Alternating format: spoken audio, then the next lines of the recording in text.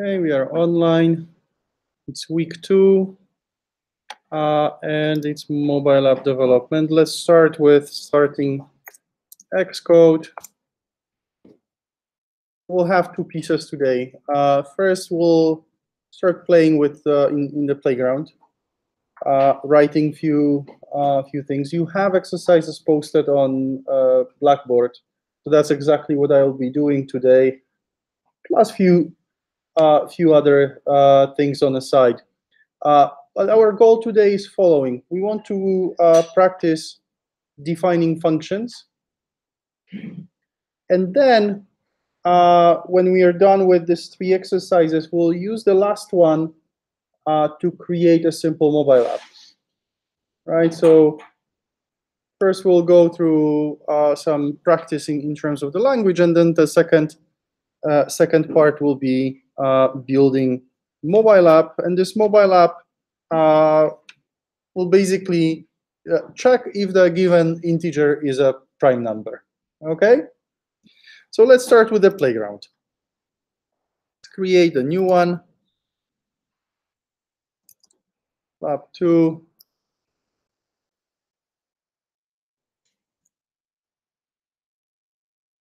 All right, that's where we start. Let's change the font so you can see me.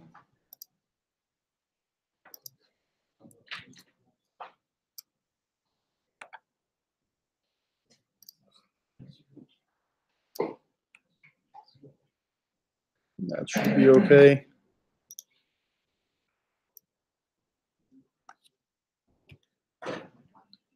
Okay, so last time we started with this language, right? So let's make sure that we remember things. You can see how you create a variable, right? Var str equals something. The type of this variable is what? It's a string. How do we know that? Because the value that is assigned to it is a string, right? So that's the type of this variable is used by the compiler, right? If we want to be explicit, we want to do this, right? We can say that this is a string, right? We can also define a variable. Let's say I. We may not assign the value right away, but before we want to use it in any ways, we should assign a value, right? Because we know right now that for all those types that are not optional, we have to assign the value. We cannot have the variable that is empty, and we cannot use the variable that is empty, right? So if I only have another one, I want to say that this is equal to I plus 5, I will have an error, right? I have to assign the value to the variable before I can use it. Also, if I want to define a constant, what is the keyword? Let. Right? Let C equals 100. That's my constant, right? And with a constant, same rules apply. I can be explicit about the type of the constant, or it can be based on the value that is assigned. The only difference between these two, between var and let, is that with let, we said that it's a constant, we cannot change the value, right? If you try to do it, you will get an error saying that you cannot change. You have to change let to var to make it mutable, right? This way, C is not mutable. Okay, so we know our variables and our constants. How do we define a function? What is the keyword? Func. Right, then we have to say what is the name of the function. Let's say it's foo, and and we can provide a list of parameters and their types. And then we have to provide the type of the function, right? So let's say int. I can do some calculations here. I can define variables, local variables. Yes. I use the function return integer. The function returns integer. Yes.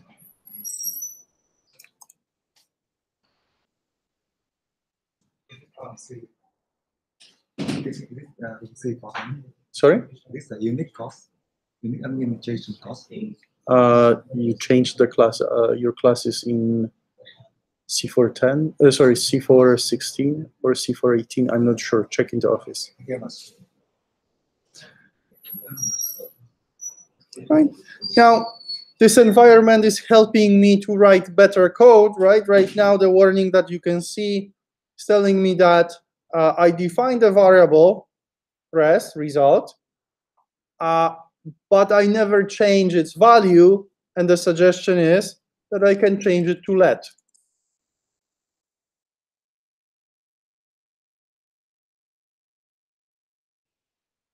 Right, so that's my function. Now, how do I call this function?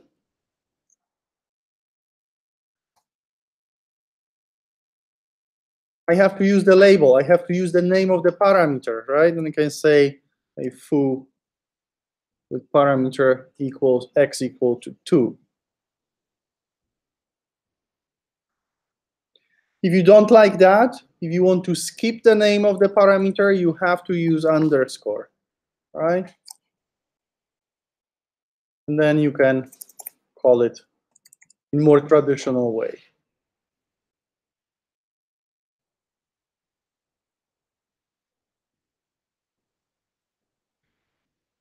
If you recall last lab or the lecture, you will remember that the function, or actually the function parameters, have two labels. The first one is the one that is used in the call, so it's external. And the second one is used inside the function. If you provide only one, as we did in the beginning, the external and internal labels are the same. If you use underscore for any of them, it means that you're ignoring the name, right? So you can ignore the name here, right? You can skip the label. If you use it instead of the second label, you won't be able to use the parameter inside the function. You will still have to use it in the call, right? But it won't be accessible to you in the function.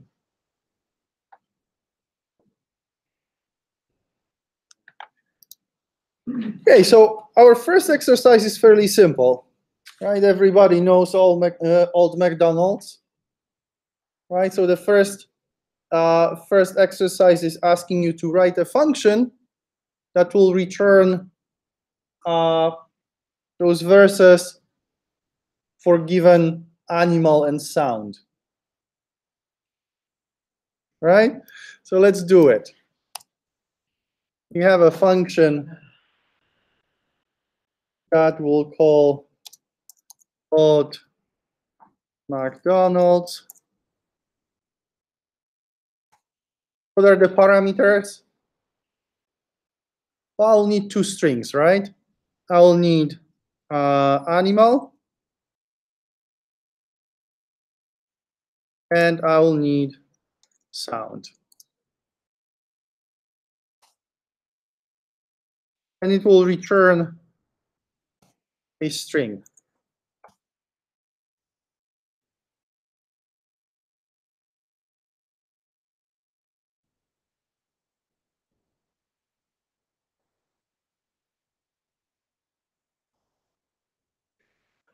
You have the whole stanza in Blackboard. So let's jump there quickly and save some typing.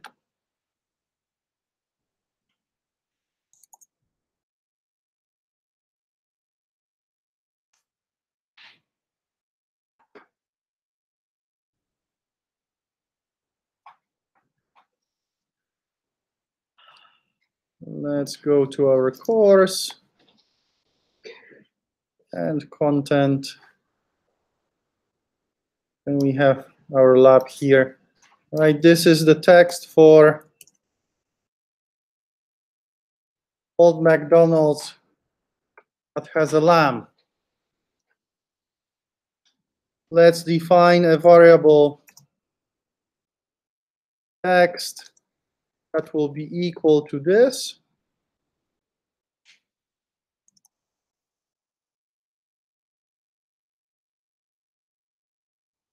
Right, we'll need a new line at the end.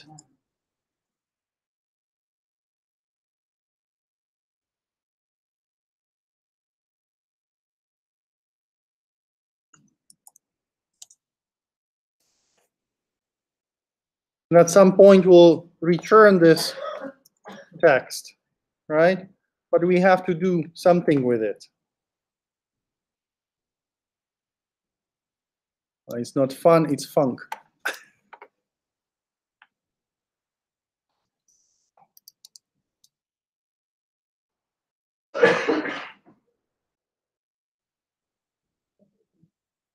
What do I need to do? I need to replace my animal, well, the lamb from the text with my animal.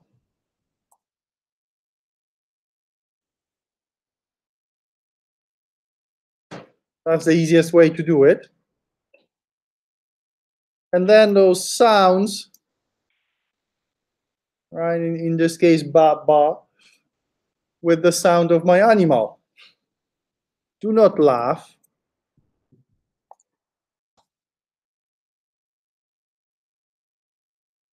I'll ask you to sing it at the end.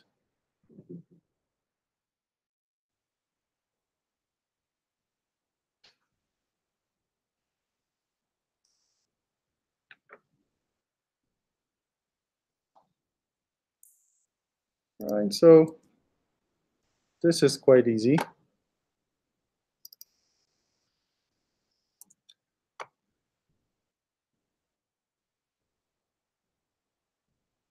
Here's my function. Let's save it. And then if I want to call it,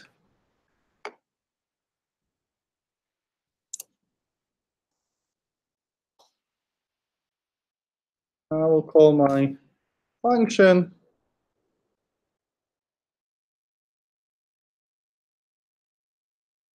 Of course, those are the strings, right? The cow will be moving. It's again hanging. So let's kill it and reopen it.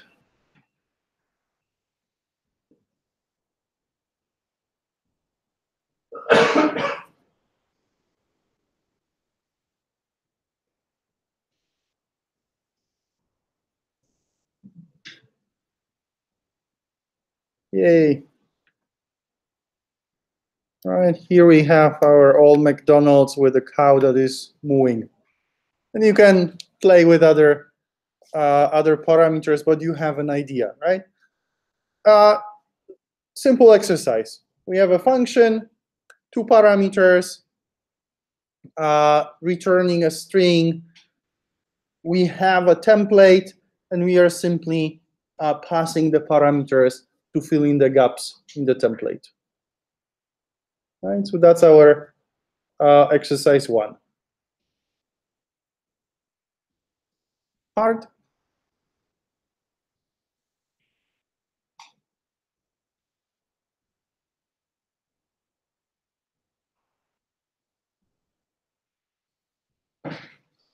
One thing that we can do, we can change a txt from var to let, because we are not modifying it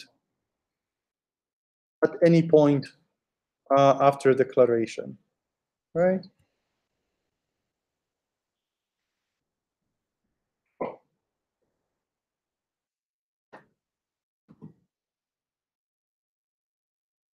That's my exercise 1.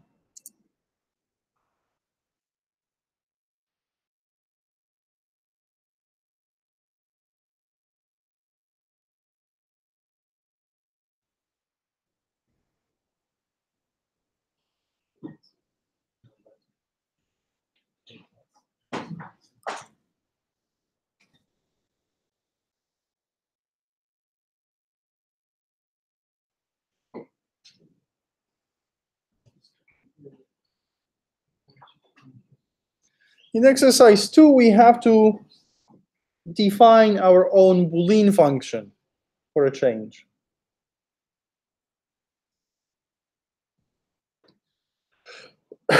We want to define a function. Let's write some documentation. We want to write a function XOR, exclusive OR. What I will do, I will write a truth table for my function. I know that I have, if I have true and true, my function returns what?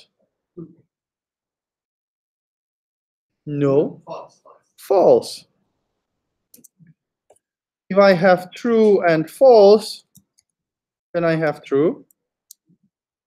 If I have false and true, I have true. And if I have false and false, I have false, right? It's called exclusive OR because it returns true only if only one parameter is true.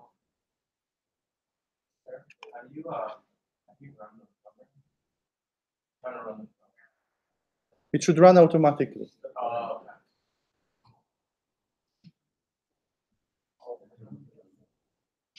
If it doesn't, if it does not run automatically and you have this running sign, just save it. It should save without issues. Close Xcode and open it again. And it should build it. What is that? This one. Just play that. It allows you to run it, rerun it.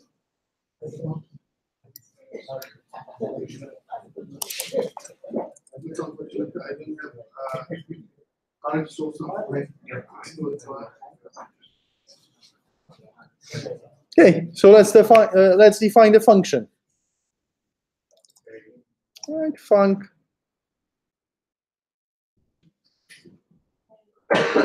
We'll have two values.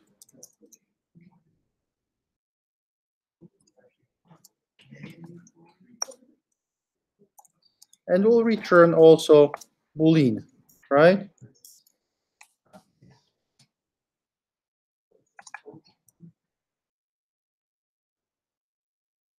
Let's return false for now, so we don't have errors. Now,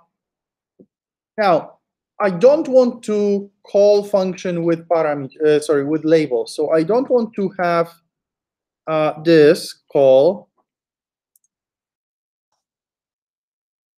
right? A and B. I want to be able to call it like that. What do I have to do? Exactly, I have to add underscores to both parameters. Right, now my call is correct. Okay, so let's think about how to calculate the result. The first question is, do I have to write like a if statement or something like that? Or can I calculate the result in a different way. Do I have to do this? If A is equal to true and B is equal to true,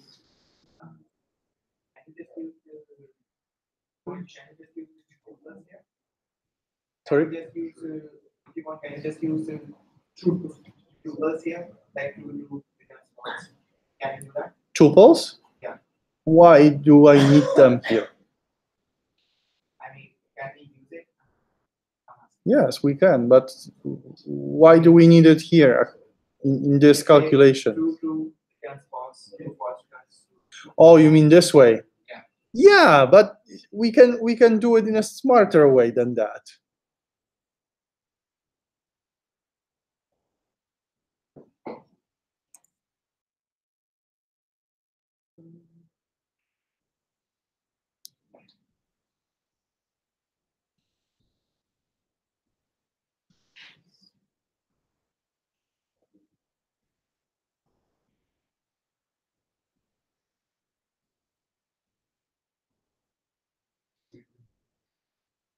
How can I calculate this?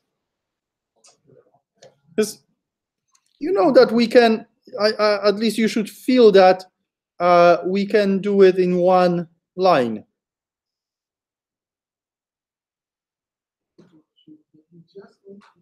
By default, it returns false. So you just need to check the true condition, which is. But we can be even smarter than that. We can remove the default return.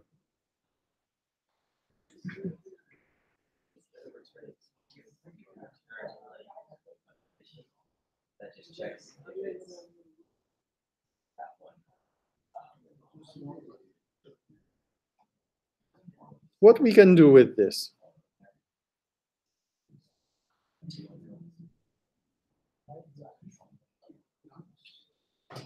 Oh, okay. We can say if A equals to B, return true returns false. Because true and true equals false and false equals false. And otherwise it's What about this?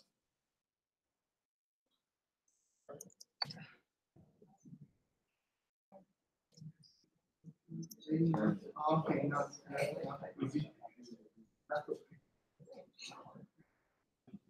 Would that work?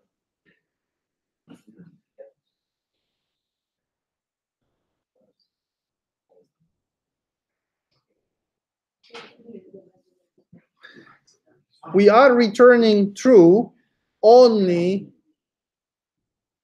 right, if and only if the parameters have different values, right? We have only two options, right? It's true or false, right? So if we say A is not equal to B, means that either A is true or B is true. No other choice, right? And we can test that. We can see.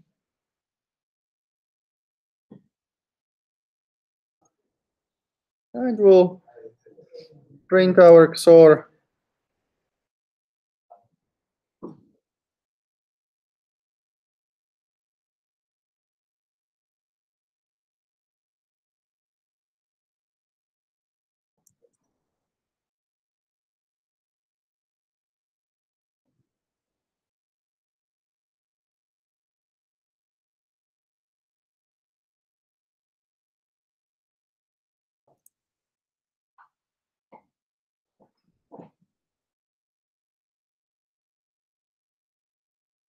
True, false, false, false, true, true, false, true. Right now I have to make sure that the parameters are the same in the call.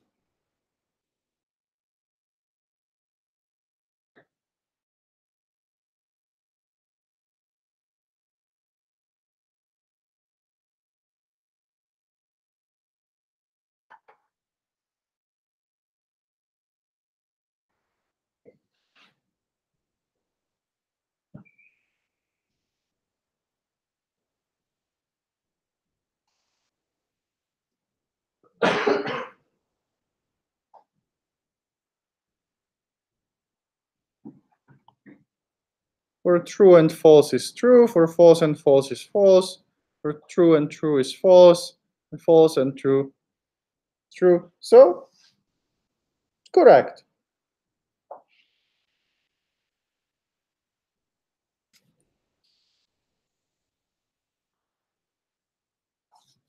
As a practice, you can try to write other operators. You can try to do, for example, implication.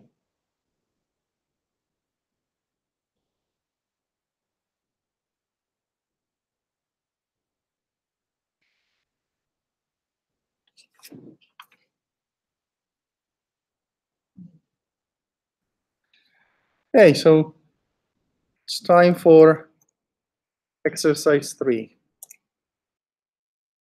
In exercise 3, we have 2 steps. First, we have to write the function that calculates factorial. So let's do it. Function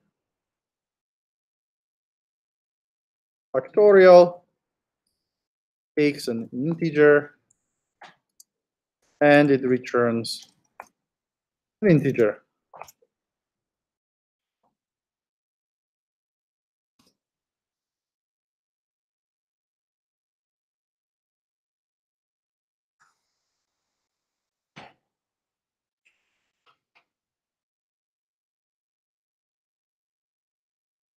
How do we calculate factorial? Remember the recursion. Yeah, we can implement it with recursion, or we can implement it with the loop, right? Either way would be good in our case. Before we start jumping into recursion, let's try to do it with iteration. So I have to start, well, not with 0, but with 1. Right? I have to write a function for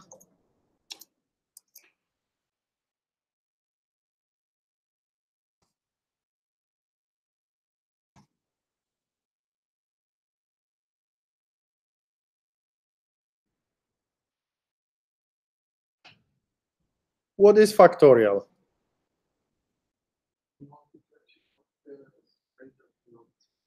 Exactly, right? So it's f times I. Correct?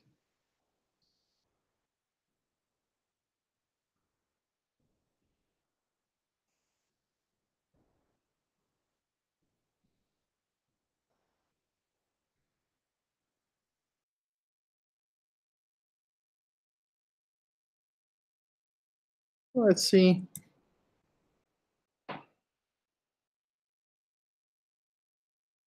Factorial for, say, 4 is 24. Or 3 is 6. It's working. Okay, now, that's not the end of the exercise. Right now, what we want to do, based on this function, based on factorial, we want to build a test that will tell us if the given number is a prime number, right? So what we'll do right now, we'll define a new function is prime.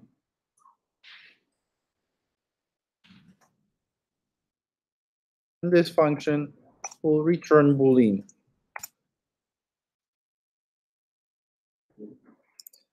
And let's do the default return of false. And let's take a look at our instructions and see how this test should work. We know that the number is prime if we can divide this, and I will write it in the comment, if we can divide this n minus 1 factorial plus 1 if this number modulo n is equal to 0, means that the number is prime.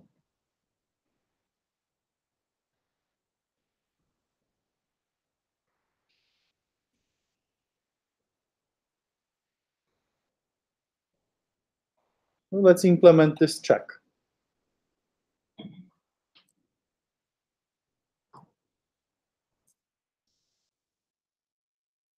Let R be equal to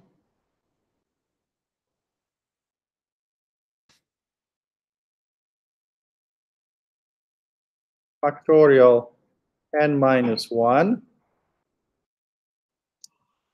modulo n.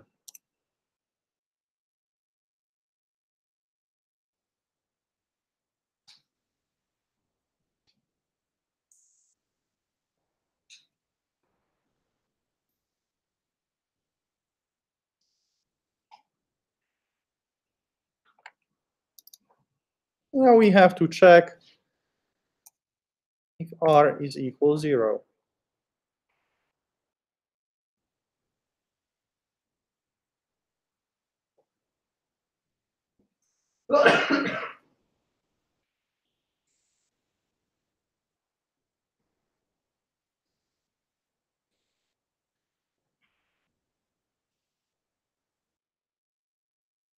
Now we can test, right? We can check is prime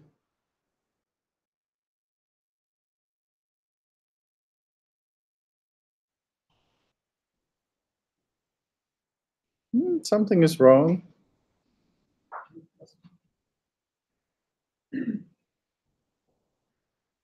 Oh, there should be plus 1, right? There.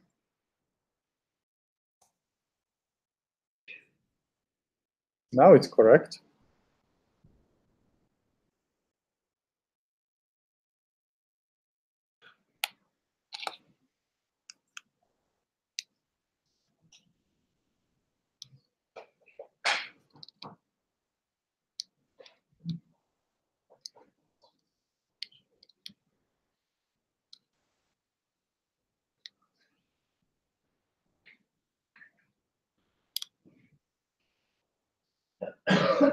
With Swift, this function factorial could be defined inside is prime.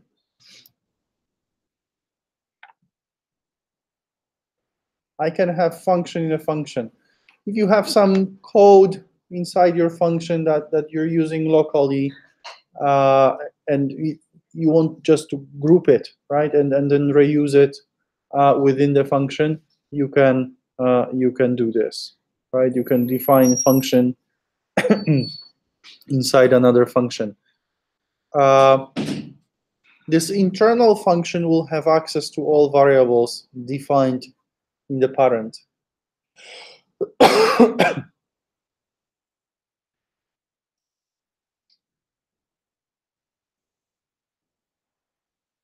Okay, let's save this. Now what I want to do, I want to take this last exercise and I want to turn it into a mobile application. I will create a mobile app that will allow you to check if the integer is a prime number. Okay, so let's start a new project.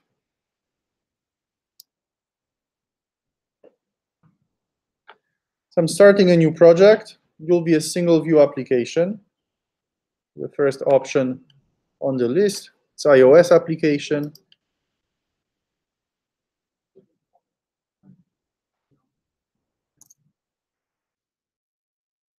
The name of the application will be is prime. Organization name by default is the username You notice that you can change that if you want. Organization identifier is like a package name in Java, right? So it can be BBC Mobile, right? Language is Swift. We can leave the unit test and UI test, so we won't be using them today, right? Next, and create. We'll create a folder on my desktop.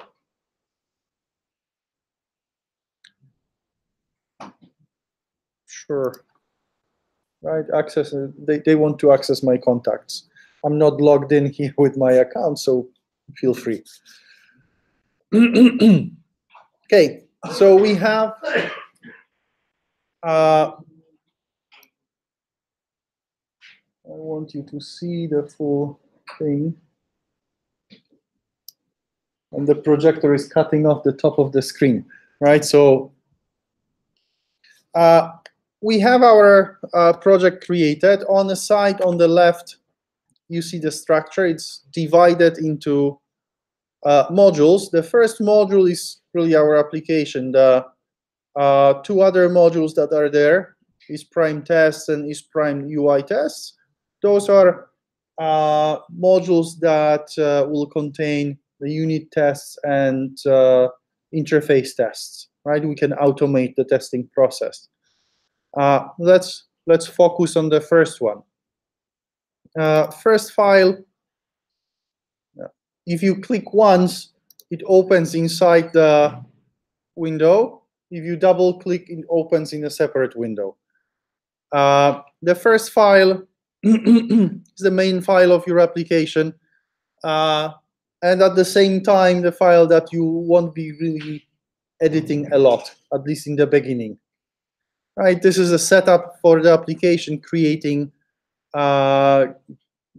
functions that create and set up everything. The second file, view controller, this is the file that controls the specific screen of your application. If you think about Android, you had activities, right?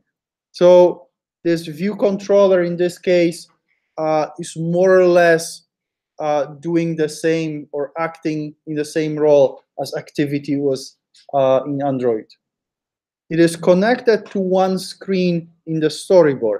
And the third file, the main.storyboard, is the file that on one hand is your environment where you create UI in a drag and drop tool. On the other hand, when you have multiple screens, it will show you the structure of the navigation in your application. It will show you how you navigate from one screen to another screen.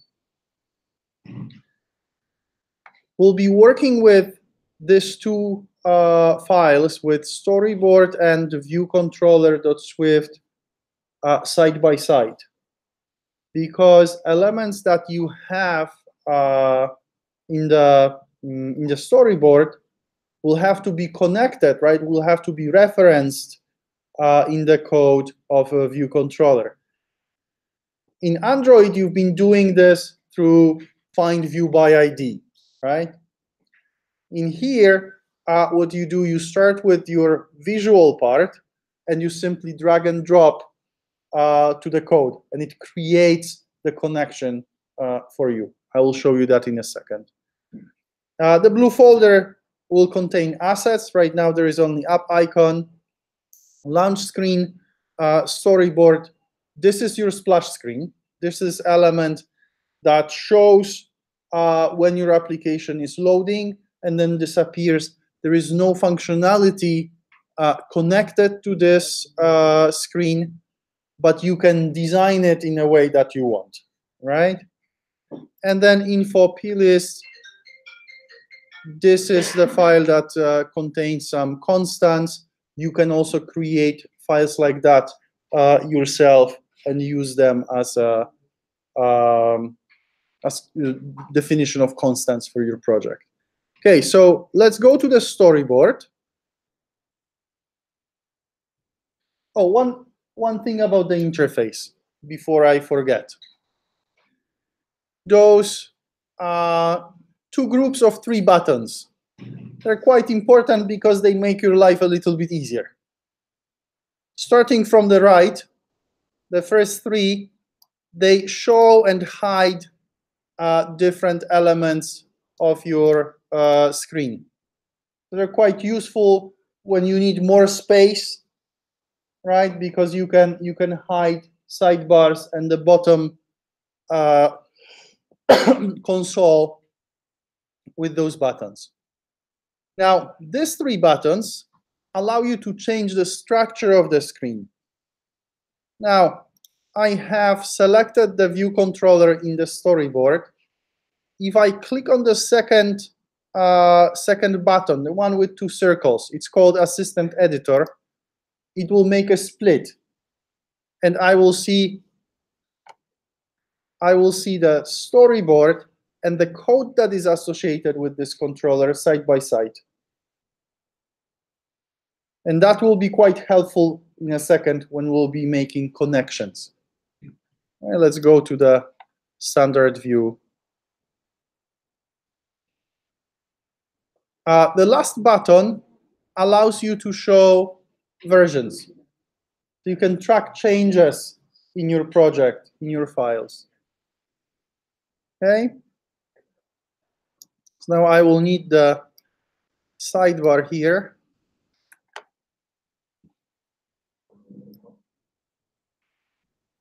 I'll be using the library that is here. This is basically a library of different things.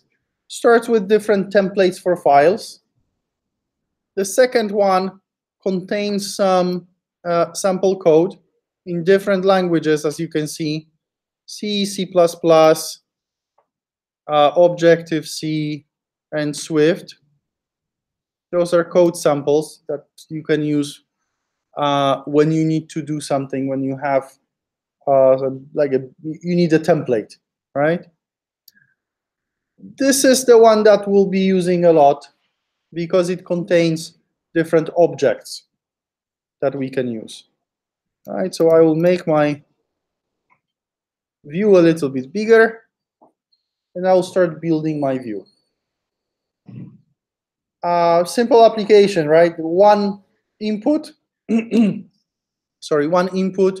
We'll add some labels to indicate what is the input, and we'll need a label to show the response, right, the output, and we'll have a button that will trigger the calculation, right? On the bottom, you have filter. If you start typing here, let's say label, you'll filter out the list and you will find the element that you need, right? And drag and drop allows me to put it on the screen. I can edit different properties by going to this attribute inspector. It looks like the button looks like a shield. This is attribute inspector, and you can modify the style for your label, the text that is displayed, right? So I will have here number. That's my label.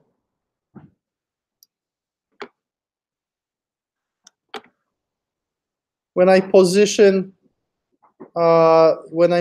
elements on the screen, the lines appear, right? So you can use them as a guidelines for your elements. You had a question. Sorry? From where did you open this? This is storyboard. This is main.storyboard. Right, so I need this label to say what is the field, right? And I will use another one somewhere here. I'll make it bigger, centered. Maybe I will increase the font.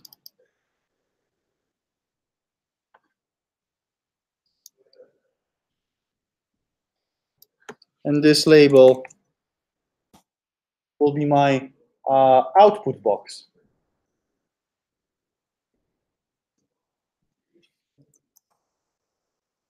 Now, I need also an input, right? So I will use a text field. You have text field and text view.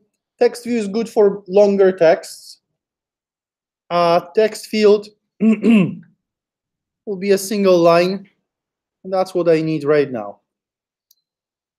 Position it here.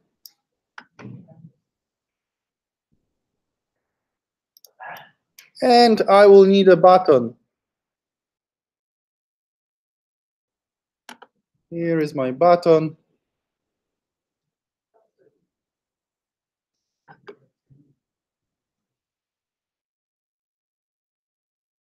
Calculate.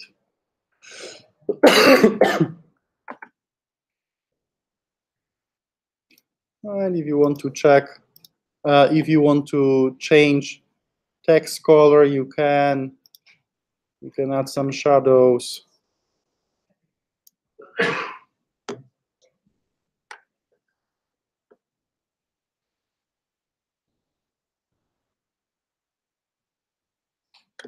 You can add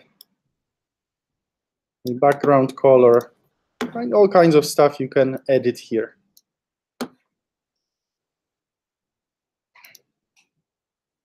Now we can make it bigger.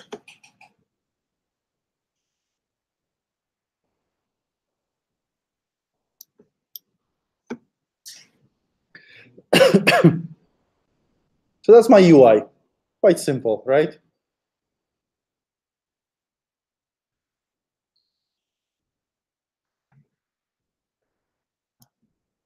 I told you that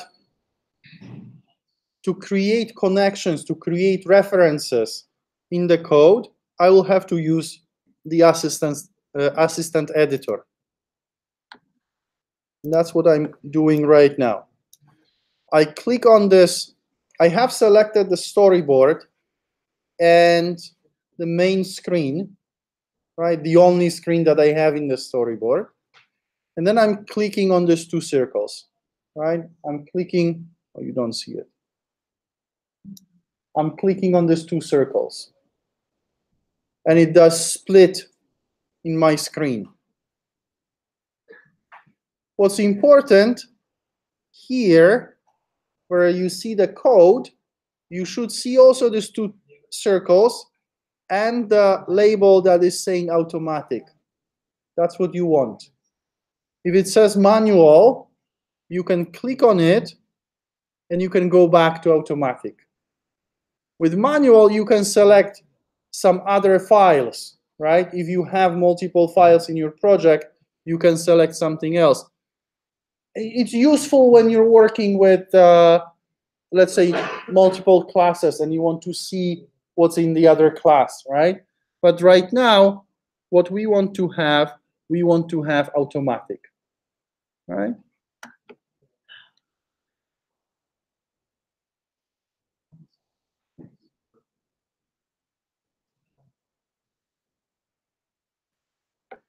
Now, what we'll do, we'll create two references. One to the input box, the other one to the output label, and we'll create one function that will be our own click, right? How you do that? You hold Option key on your keyboard.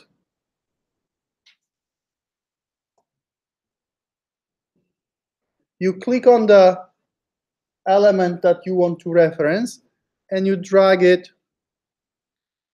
Wait, my option is not working for some reason. Okay, I will have to check the configuration on this machine. Option drag should work. Other option that you have is the right click and drag. The indication that it works is this line that appears. And you're dragging it to the body of the class. Not inside any function, but just to the class. So you can try to drop it right before the opening brace. The pop-up should appear. And it's saying that this connection is outlet. Outlet is a reference. Outlet allows you to use element that is created in the view, right? The object that we are referencing is in the view controller, right? We have to name it, and this will be our input txt.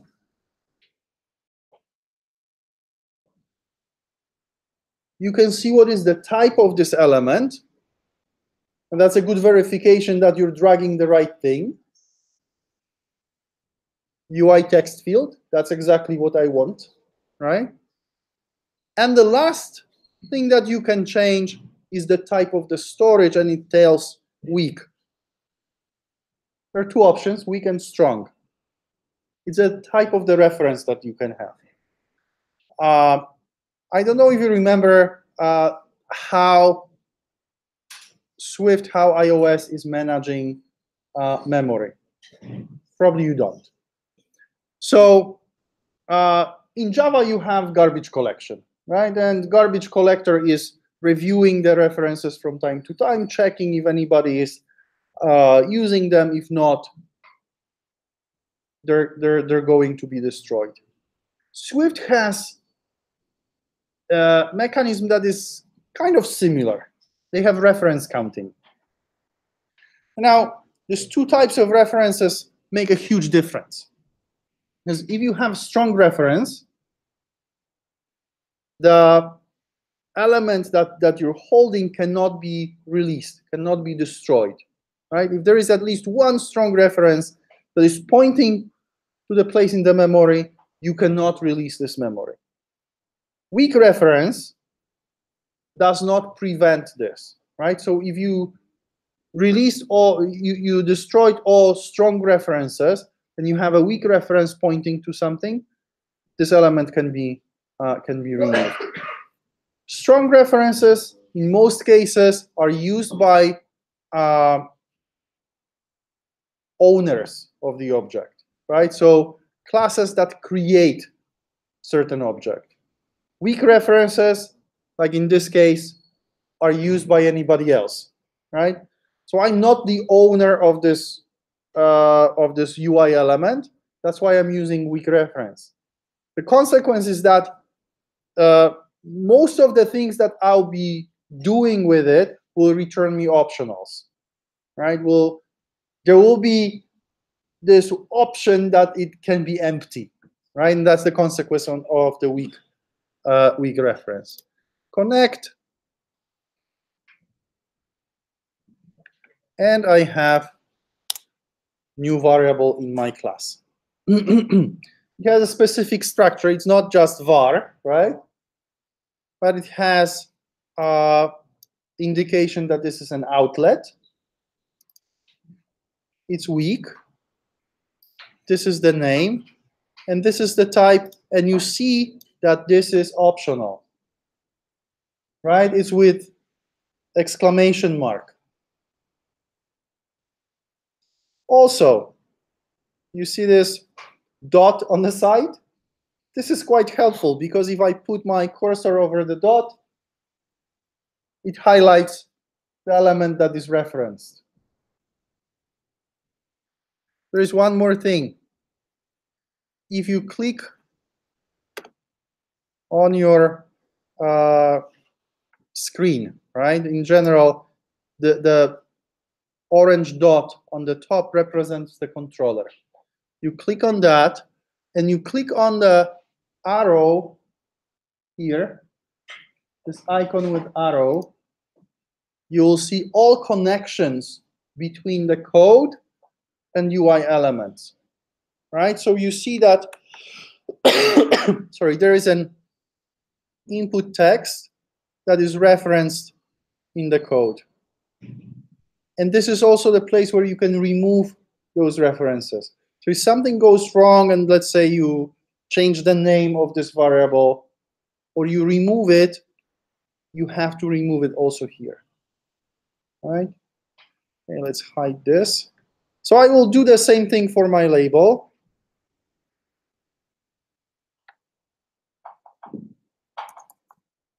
Output txt and CY label.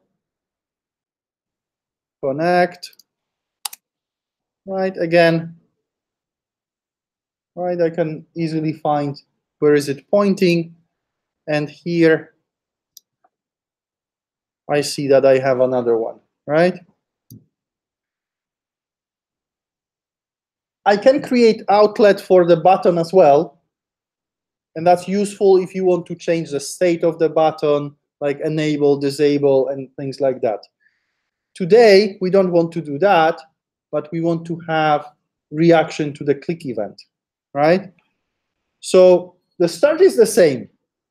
I will drag it to the class, let it go, but then I will change the connection type from outlet to action. The window changed a little bit, right? Calculate, click. That's my name. Sorry.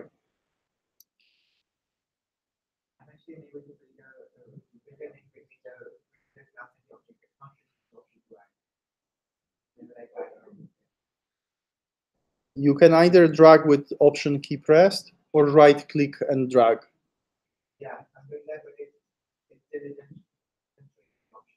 I will be with you in a second. Let me finish this. Right? So I have to name my function. I can say what is the event type that I want to react. The default one is touch up inside, so it's the tap event, right? But you have many other events. You can also say what is the argument, and you can get either sender, so object that is sending this event to you, or you can get both the sender and an event. The second option is quite useful when you're reacting to events like drag or long press or something that requires extra information, right? Today, we don't really care about the sender that much, right? We just want to get the information. We can set it to none, and it will be still good, right? Connect, and I have a function. Again, function has indication that this is action connected with UI, right? IB action. It has this dot. If you check here, actions show on the bottom, and you see what is the event and what is the function that is connected to it, right? Let's say you change the name, you lost the connection. That happens a lot. You decided to sorry, to rename your function. If you do that, at first you won't really see any problem in your code. But when you run your program, that's what I will do right now, you will get a runtime error because the system remembers the initial name under which the connection was created, right? So if you connected your button, your action with function on click, and then you renamed it into calculate, you have a problem. The system is telling you, in not very pleasant way, the system is telling you that a selector sent to instance was unrecognized. Right, here is the text. And that's an indication that you had a connection, but you broke it, right? Let's stop this. Let's go back to our code. And I will show you how to fix this. So first, I need to go back to my storyboard. I'm selecting the controller. I'm going here and checking, okay, here is the action, right? I can remove this connection because it's referring to the wrong name, right? I'm removing it. And then I can drag and drop the function that exists, right? And it will reconnect.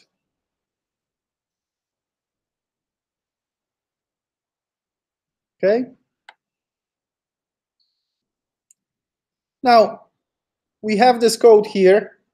So I will just grab this, Command C,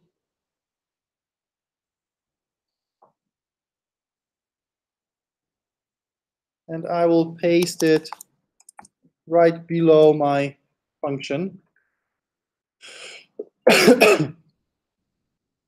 I don't need the UI anymore, so I'm going back to the regular editor, and I'm going to the view controller.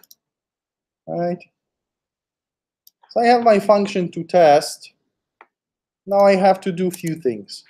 First, I have to read the input. I can read the input from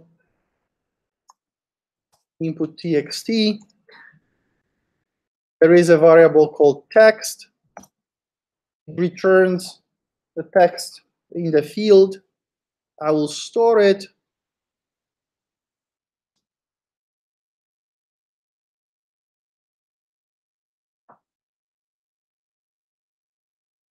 In my variable txt.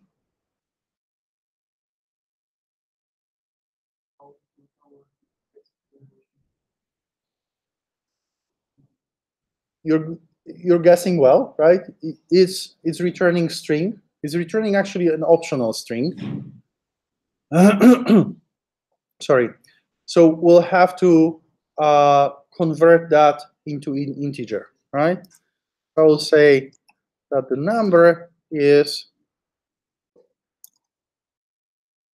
int.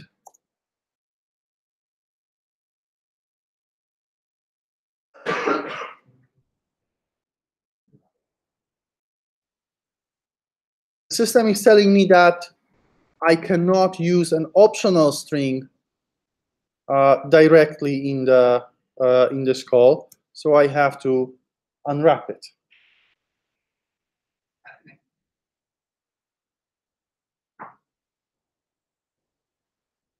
Because the string can be incorrect, can contain something that cannot be parsed into integer, I will have to unwrap the value of the integer as well.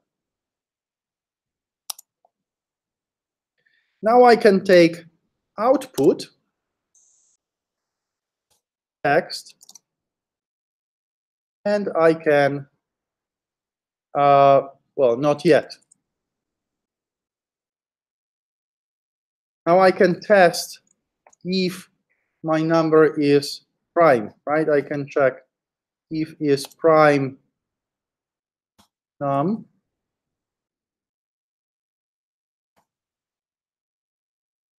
Else we'll do something else, right? If this is prime, then we'll say yes.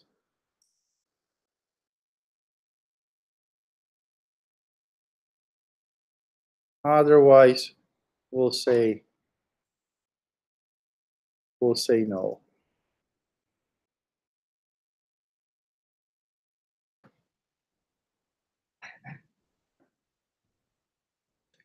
One thing that I'm not doing today is writing the whole list of checks that we should do before we can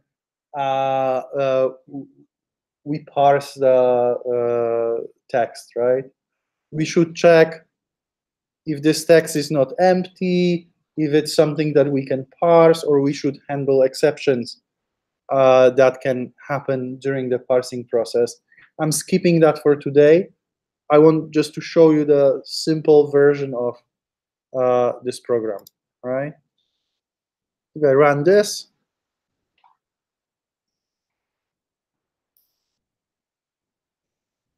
I can test. 12 is not, but 13 is a prime number, right?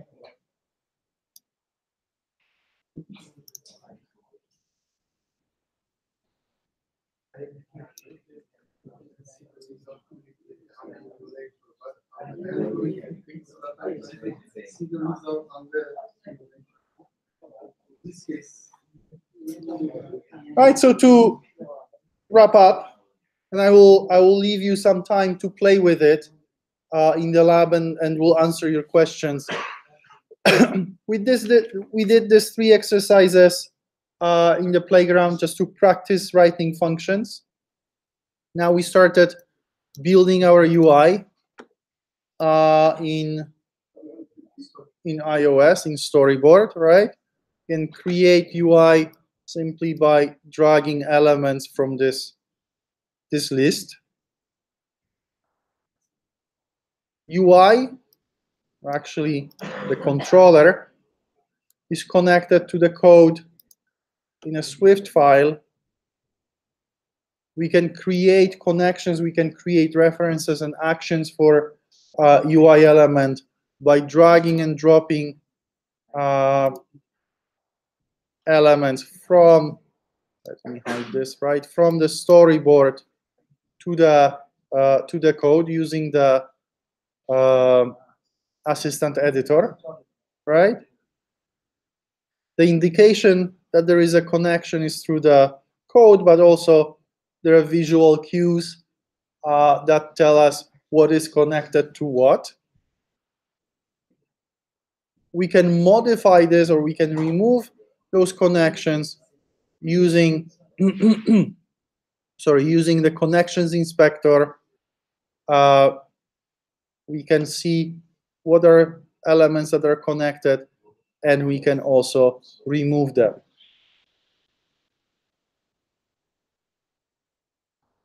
The advice, my advice is that when you create those connections, when you create references and you create functions, think about the names carefully, because you shouldn't change them later on, right? Because if you change those names, you break the connection and you have runtime errors, right? So that's it for today in terms of programming. Let me stop the recording.